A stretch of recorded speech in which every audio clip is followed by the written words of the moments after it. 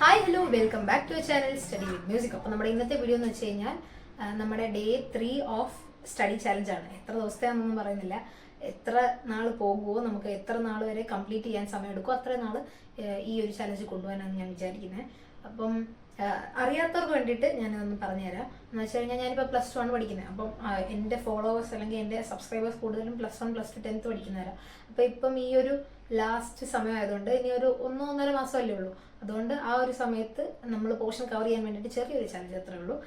അപ്പോൾ ഇന്ന് ഞാൻ എടുക്കുന്ന ഇതെന്ന് വെച്ച് കഴിഞ്ഞാൽ ഇന്ന് ഞാൻ എടുക്കുന്ന സബ്ജക്ട്സ് എന്ന് വെച്ച് കഴിഞ്ഞാൽ ബയോളജിയിൽ മൈക്രോബ്സ് ഇൻ ഹ്യൂമൻ വെൽഫെയർ, സുവോളജിക്കകത്തെ, പിന്നെ മാത്സ് അല്ല ഫിസിക്സിനകത്ത് ഡ്യുവൽ നേച്ചർ. അപ്പം കഴിഞ്ഞ ദിവസം ഇന്നലെ ഞങ്ങൾക്ക് അവധിയായിരുന്നു. ഇന്നലെ ഞാൻ വീഡിയോ ഇടണമെന്ന് വെച്ചിട്ട് എല്ലാം എടുത്തൊക്കെ വെച്ചാൽ, പക്ഷേ ഇവിടെ കറണ്ട് ഇല്ലായിരുന്നു. അപ്പോൾ വൈഫൈ കണക്ഷൻ കിട്ടാത്തതുകൊണ്ട് വൈഫൈ കണക്ട് ആവത്തില്ലല്ലോ കറണ്ട് ഇല്ലാതെ. അപ്പോൾ അതുകൊണ്ട് തന്നെ എനിക്ക് നെറ്റ് തീരെ കിട്ടുന്നില്ലായിരുന്നു. ഭയങ്കര സ്ലോ എന്ന് പറഞ്ഞാൽ ഭയങ്കര കഷ്ടപ്പെട്ട കമ്മ്യൂണിറ്റി പോസ്റ്റും കിട്ടത്. അപ്പോൾ അതുകൊണ്ടാണ് ഇന്നലെ വീഡിയോ വരാഞ്ഞത്. പിന്നെ ഒരുപാട് പേര് ചോദിച്ചിട്ടുണ്ടായിരുന്നു, ഞാൻ ഇംഗ്ലീഷ് കഴിഞ്ഞ ദിവസം ഇംഗ്ലീഷിൻ്റെയും കൂടെ ഇട്ട് കഴിഞ്ഞപ്പം ഇംഗ്ലീഷിൻ്റെ മാർക്ക് കിട്ടിയില്ലേ, എല്ലാത്തിൻ്റെയും മാർക്ക് കിട്ടിയപ്പോൾ ഞാൻ ഇംഗ്ലീഷിൻ്റെ എടുത്ത് കാണിച്ചപ്പം എങ്ങനെയാ ഇംഗ്ലീഷ് പഠിക്കുന്നതെന്ന് ചോദിച്ചിട്ടുണ്ടായിരുന്നു. അപ്പം ഞാൻ ഇംഗ്ലീഷ് മെയിനായിട്ട് പഠിക്കുക, എല്ലാ കമൻറ്റും ഞാൻ റിപ്ലൈ കൊടുത്തു. എന്നാലും ഒന്നുകൂടെ പറയാമെന്ന് വിചാരിച്ചു. ഇംഗ്ലീഷ് ഞാൻ മെയിനായിട്ട് പഠിക്കുന്നത് ടെക്സ്റ്റ് വായിക്കും. ഇംഗ്ലീഷും സെക്കൻഡ് ലാംഗ്വേജ് തന്നെ. ടെക്സ്റ്റ് വായിച്ചിട്ട് എൻ്റെ ഒരു ഗൈഡുണ്ട്, ഞാനത് നേരത്തെ വീഡിയോസിലും കാണിച്ചിട്ടുണ്ട്. +1 +2 ആ ഗൈഡ് തന്നെ ഞാൻ യൂസ് ചെയ്യുന്നത്. അതേ സെയിം കമ്പനിയുടെ തന്നെ. ഇതെനിക്ക് സ്കൂളിൽ നിന്ന് കിട്ടിയ ഗൈഡാണ്. അപ്പം അതുപോലെ ആരെങ്കിലും ചോദിച്ചിട്ടുണ്ടായിരുന്നു ഈ ഗൈഡ് ബുക്ക് സ്റ്റോളിൽ നിന്ന് കിട്ടുമെന്ന്. അപ്പം ഞാൻ സ്കൂളിൽ നിന്ന് വാങ്ങിച്ചായതുകൊണ്ട് എനിക്കത് കിട്ടുമെന്ന് അറിയത്തില്ല കേട്ടോ. അപ്പം ഞാൻ ഗൈഡൊന്ന് കാണിക്കാൻ ജസ്റ്റ്. ഇതാണ് ഗൈഡ് എന്ന് പറയുന്നത്. എന്തിനങ്ങനെ പേരൊന്നുമില്ല, ഇംഗ്ലീഷ് A+ സ്കോറർ എന്ന് പറഞ്ഞിട്ടേ ഉള്ളൂ. +2 ഷോ ക്വസ്റ്റ്യൻസ് ആൻഡ് ആൻസർ. അതുകൊണ്ട് പേര് ഏത് ഗൈഡാണെന്നൊക്കെ ചോദിച്ചു കഴിഞ്ഞാൽ പേര് പറയാൻ പറ്റത്തില്ല, കാരണം ഇതിന് പേരൊന്നും ഇല്ല പ്രത്യേകിച്ച്. അപ്പോൾ ഞാൻ ഇന്ന വീഡിയോയിൽ ഉണ്ടെന്ന് പറഞ്ഞിട്ട് അങ്ങ് ഇടാറേ ഉള്ളൂ. അപ്പോൾ അതുകൊണ്ട് ഇന്ന് ഒന്നുകൂടെ കാണിക്കാമെന്ന് വിചാരിച്ചു. പിന്നെ ഞാൻ ഇതിനകത്ത് ആദ്യം ടെക്സ്റ്റ് മൊത്തം വായിച്ചു കഴിഞ്ഞിട്ട് ഇതിലെ സമ്മറി ഒന്ന് വായിക്കും, അതിൽ ക്വസ്റ്റ്യൻസ് ഒക്കെ നോക്കും. അല്ലാതെ ഇംഗ്ലീഷ് ഞാൻ പ്രത്യേകിച്ച് ഇതുവരെ ചെയ്തിട്ടില്ല. മിക്കവാറും ഞാൻ ഇങ്ങനെ കാണാൻ പഠിക്കുന്നതിനെക്കാട്ടി കൂടുതൽ സ്വന്തമായിട്ട് ഉണ്ടാക്കി എഴുതല പതിവ്. പിന്നെ ടെക്സ്റ്റിലെ വാക്കുകൾ കൂടുതലായിട്ട് ഉപയോഗിക്കും എക്സാം എഴുതുന്ന സമയത്ത്. അങ്ങനെ ആകുമ്പോൾ കുറച്ചുകൂടെ നമ്മൾ എഴുതുന്ന ആൻസേഴ്സിനൊക്കെ കുറച്ചുകൂടി സ്റ്റാൻഡേർഡ് തോന്നിക്കും, വല്ല ക്വാളിറ്റി തോന്നിക്കും. അതിന് വേണ്ടിയിട്ട് അങ്ങനെ എഴുതുന്നത്. പിന്നെ ഒരു കാര്യം എന്ന് വെച്ച് കഴിഞ്ഞാൽ, ഇപ്പം ഹാപ്പി ന്യൂ ഇയർ എല്ലാവർക്കും. ഞാൻ ഇന്നലെ കമ്മ്യൂണിറ്റി പോസ്റ്റൊക്കെ ഇട്ടിട്ടുണ്ടായിരുന്നു. നമ്മൾ 2024 കഴിയുന്നതിന് മുമ്പേ തന്നെ 31 ഡിസംബർ അന്നത്തെ ദിവസം തന്നെ 5K സബ്സ്ക്രൈബേഴ്സ് ആയി. അപ്പോൾ അതെനിക്ക് ഒരുപാട് സന്തോഷമുണ്ട്. എനിക്കറിയാത്ത 5000 പേര്, 5000 അല്ല ഇപ്പം 5030 സംതിങ് ആയി. അപ്പം എല്ലാവർക്കും ഇതുവരെ സപ്പോർട്ട് ചെയ്ത എല്ലാവർക്കും, സബ്സ്ക്രൈബ് ചെയ്തവർക്കും, കണ്ട് സപ്പോർട്ട് ചെയ്തവർക്കും, ലൈക്ക് ചെയ്തവർക്കും എല്ലാവർക്കും very big thank you so much. അപ്പം പിന്നെ ഇനി പറയാനുള്ളതെന്ന് വെച്ച് കഴിഞ്ഞാൽ, നമ്മുടെ +2 പ്രാക്ടിക്കൽസിൻ്റെ കാര്യമൊക്കെ ഞാൻ പറഞ്ഞായിരുന്നല്ലോ. +2 പ്രാക്ടിക്കൽസിൻ്റെ മോഡൽ ഞങ്ങൾക്ക് എന്നാന്നുള്ള ഡേറ്റ് ഒക്കെ തന്നു, ഓരോരുത്തർക്കും എന്നാന്നുള്ളത്, അപ്പം ഏത് സമയമാണെന്നൊക്കെയുള്ള. അപ്പം 2 ദിവസമായിട്ടാണ് ഞങ്ങൾ നടത്തുന്നത്, 18ഉം 19. അത് 17ഉം 18ഉം ആയിരുന്നു വെച്ചത്. പക്ഷേ ഞങ്ങൾക്ക് ഇന്നലെ ഹോളിഡേ ആയിരുന്നു. അതുകൊണ്ട് പിന്നെയും മാറ്റി, അതുകൊണ്ടാണെന്ന് അറിയത്തില്ല, പിന്നെയും മാറ്റി 18, 19 ആക്കി. 18-ാം തീയതി എൻ്റെ സബ്ജക്ട്സ് എന്ന് പറഞ്ഞാൽ എൻ്റെ എന്നല്ല, അന്ന് എല്ലാവർക്കും ഫിസിക്സും കെമിസ്ട്രിയാണ്. പിന്നെ 2ാമത്തെ ദിവസം സുവോളജി, ബോട്ടണി, മാത്സ്, ഇത് 3.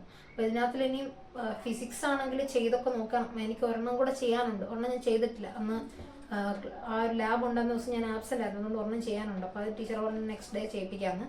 ഒരു ആഴ്ചയും കൂടെ ഉണ്ടല്ലോ, അപ്പം ഒരു പീരീഡ് കൂടെ കിട്ടും, അതുകൊണ്ട് അന്ന് ചെയ്യിപ്പിക്കാമെന്ന് പറഞ്ഞു. പിന്നെ അതുപോലെ ഇനി സ്ക്രൂ ഗേജ് ആയാലും വെർനിയർ കാലിപ്പറൊക്കെ ആയാലും ഞാനത് മറന്നുപോയി. അപ്പോൾ അതൊക്കെ പറ്റുവാണെങ്കിൽ ഒന്നുകൂടെ ചെയ്യണം.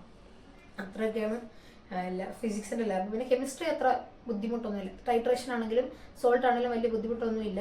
പക്ഷെ ടൈട്രേഷൻ എളുപ്പമെന്ന് ഞാൻ വിചാരിച്ച് ഇന്നലെയല്ല മിനിഞ്ഞാന്ന് ചെയ്ത സമയത്ത് എനിക്കാണെങ്കിൽ ഒരേ വാല്യൂ കിട്ടുന്നില്ല, ചെയ്തിട്ടും. അടുത്തുള്ള വാല്യൂ കുറച്ചടുത്താണെങ്കിലും സെയിം വാല്യൂ കിട്ടണമെന്നാണ് പറയുന്നത്. അപ്പം കുറച്ചടുത്തുള്ള വാല്യൂ കിട്ടുന്നുള്ളൂ. പിന്നെ 2 കിലോമീറ്റർ അപ്പുറത്തുള്ള വാല്യൂ കിട്ടുന്നത് എനിക്ക് 16 പോയിന്റ് സംതിങ് കിട്ടി. പിന്നെ 20 പോയിന്റ് കിട്ടി. പിന്നെ ചെയ്ത് തന്നപ്പോൾ അടുത്തുള്ളൊരു വാല്യൂ കിട്ടി. അവസാനം ജസ്റ്റ് ഒരു പോയിന്റിൻ്റെ അങ്ങനെ എന്തോ ഒരു ചെറിയ വ്യത്യാസമുള്ള വാല്യൂ കിട്ടി. പിന്നെ സാറിനത് കുഴപ്പമില്ല, ബാക്കി കാൽക്കുലേഷൻ അത് വെച്ച് അങ്ങ് ചെയ്യാൻ പറഞ്ഞു. അപ്പം ഒരു വട്ടം ചെയ്ത് നോക്കി. പിന്നെ ഇനി മാത്സിൻ്റെ ആണെങ്കിൽ മാത്സ് ഇമ്പോർട്ടൻ്റ് ആയിട്ടുള്ള ലാബ് ഒരാൾ ചോദിച്ചിട്ട് ഞാൻ അതിന് ഇതിന് തന്നെ റിപ്ലൈ കൊടുത്തിട്ടുണ്ട്. അപ്പം ലാബ് ഏതൊക്കെയാണെന്ന് 2 ഉണ്ട്, അതുപോലെ 10 ഉണ്ട്, 42 അതൊക്കെ ഉണ്ട്. 42 LPP ആണ് ഞാൻ ഉദ്ദേശിച്ചത്. അപ്പോൾ നമ്പറൊന്നും കറക്റ്റായിട്ട് അറിയത്തില്ല, നോക്കണം ഇനി. ആ ലാബുകളൊക്കെയാണ് മെയിനായിട്ട് ഞങ്ങളുടെ അടുത്തൊരു 11-12 ലാബാണ് പറഞ്ഞിരിക്കുന്നത്. അതെല്ലാം ശരിക്കും പഠിക്കണമെന്ന് പറഞ്ഞേക്കുന്നത്. ഈ വട്ടം ഇപ്പം നോർമലായിട്ടുള്ള രീതിയിലുള്ള പ്രാക്ടിക്കൽ എക്സാം അല്ലല്ലോ, ചെറിയ മാറ്റങ്ങളൊക്കെ അല്ലേ, കമ്പ്യൂട്ടറൈസ്ഡ് ഒക്കെയാണ്. അപ്പോൾ അതുകൊണ്ട് തന്നെ ഒരു ടെൻഷൻ ഉണ്ട് എങ്ങനെയാണ്. പിന്നെ നമുക്കിതൊന്നും എക്സ്പീരിയൻസ് ഇല്ലല്ലോ പ്രാക്ടിക്കലൊന്നും ചെയ്തിട്ട്. +1 നമ്മൾ ചെയ്തിട്ടില്ല, +2 ചെയ്യുന്നത്. അപ്പോൾ അതുകൊണ്ട് എന്താവും അറിയത്തില്ല. മോഡലിന് ചെന്നിട്ടാണ് ഇതൊക്കെ അതിനെ അറിയാം.